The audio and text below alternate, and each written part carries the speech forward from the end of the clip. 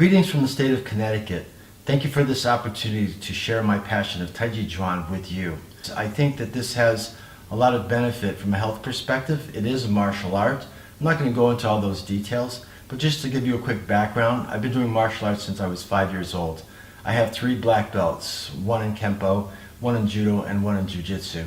I have intermediate ranks in several major disciplines that I find very helpful, as the cross-training is beneficial in many, many ways. But as I've aged, I find that Tai Chi Chuan has some great benefits, but it's not limited to just being an elder person. It's really about becoming more aware of your physical makeup. To give you an idea as to what the wisdom behind Tai Chi Chuan is, I'm going to just move a little bit and also sort of talk as I go. I know that when people are looking at Tai Chi Chuan, with all that slow motion movement going on, it doesn't really look like there's anything happening here. But trust me, when you start practicing Tai Chi Chuan in the way that it was designed, following these 10 basic principles, it's very demanding, but in a very gentle way. I can give the people a cardio workout without hitting the pavement, 17 Gs, shin splints, running treadmills, and all that kind of stuff. If you do your form in a very low posture, you're going to increase your heart rate, but you're not going to destroy your joints. So the wisdom behind Tai Chi Chuan is to try to figure out how to move with as little effort as possible. So by quick example, I like to use a gesture called single whip. I'm going to fall away from this posture and see if I can do this with as little muscle as possible, staying consistent in my movement and adhering to very good stances, very good hand placements, things like that. So the notion is this: it's a fact, we're going to lose muscle as we age. Therefore, if I can learn to do these movements, and there's several of them that are pretty demanding, where you have to come up and stand on one particular leg and still hold your balance and then slowly move to another posture. So if I'm going to do that over and over, I'm going to get very aware of how I'm structured. We like to keep our backs straight. It's good for vertical alignment. We like to look off into the distance, what I call a Zen point, where I can keep my head up without listening to my mom saying, hey, shoulders back, head up. By practicing these things and getting them into your muscle memory and into your DNA, those are going to become the automatic processes as you walk about on your day-to-day. So if I'm moving with as little muscle as possible and becoming very aware of how I'm structured, knowing that I'm going to lose muscle over time, well, as I do lose the muscle, since I've been practicing minimizing use of muscle, I'm protecting my autonomy as I get older, which I think is a good thing. So in a way, you put money aside when you're younger so that when you get older, you can still feed yourself. So I see this as an investment plan for my body. If I know I'm going to lose muscle, what can I invest in right now that will help me when I get older so I can keep my autonomy? We also know that balance is another thing that goes as we age. So when you're going through your gestures, even though we have standing postures like this, you still have to have balance as you transition from one posture to another, like the one that I showed before. When I sit back, I'm putting all my weight into my left leg. Well, guess what? All this time, there's no weight in my right leg, so I'm basically balancing on my left leg. Once I'm over here, guess what? I'm balancing on my right leg at this juncture. So we're really addressing those two particular things. There is a third thing that we also are addressing, and that's coordination. A lot of the things that we do going on one particular side, we also have to do going in the other direction. That's true balance.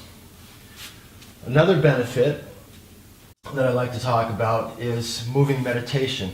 Now, when I sit down and meditate with my eyes closed, that has some benefit, and I'm very relaxed as I go through that particular process.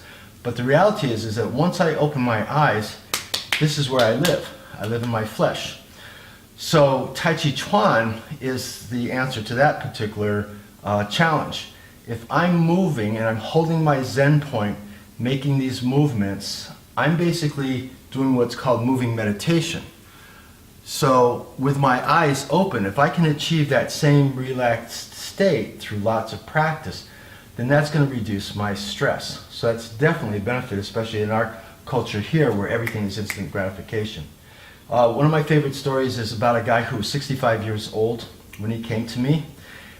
He didn't like bicycling or hiking or anything. He didn't have any interest in any forms of exercise, but Tai Chi Chuan became the one vehicle that his doctors were saying, please, you have to at least try that.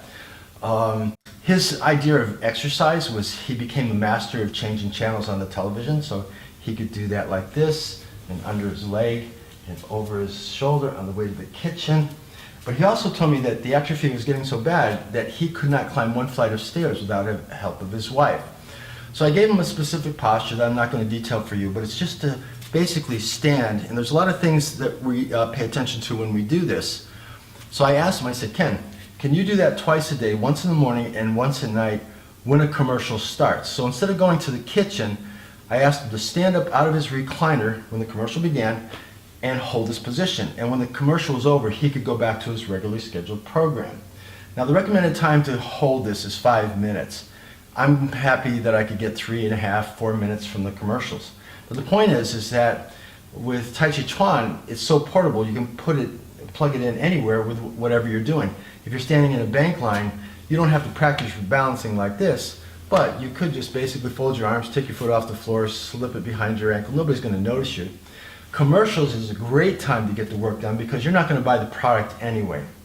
Bottom line was that it was a 4-month introductory course when I met this fellow, Ken, again 65 years old. At the end of the course I asked people, well, how'd you like Tai Chi Chuan? And they said, oh, it was really awesome, da-da-da-da. I forgot about Ken. He raised his hand, told his story, and he said, guess what? This is all I did, because he was very undisciplined. He did not go through the memorization, which again is good for the mind and body connection. He didn't have the discipline to do that. But that's why I tricked him. I said, you know, if you can't stand like this twice a day, then I basically can't help you. But he said that this is what he did. This is all he committed to. And at the end of the 4 months, he said, guess what? I can climb the stairs without the help of my wife. After the people left, he came to me on the side and said, hey, would you teach me how to do the form now? And I said, of course. So there's lots of things like that that Tai Chi Chuan gives us benefit for. From a practical standpoint, I'm going to give you one example here, and then on the second video, I'm going to show you how I use Tai Chi Chuan principles to shovel the snow off the driveway without hurting yourself. Okay, Tai Chi Chuan again is a high awareness of how you're designed. So here's a quick example outside of just doing it as a martial art, which is also part of Tai Chi Chuan. Most people, when they come to a door and they push on the door like this. From a Tai Chi perspective, I just go like this. This is unnecessary. This is extra wear and tear.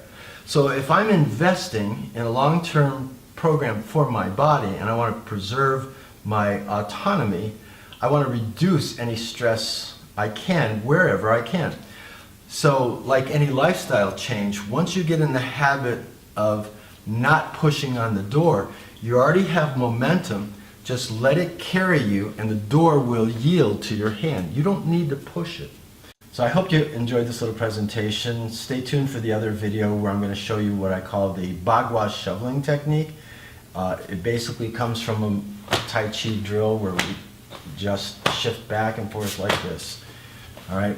So once you see that video, sort of keep this in mind and you'll see exactly what I'm talking about. So again, thank you for taking the time to look at this video, and I hope you have some interest. Take care now.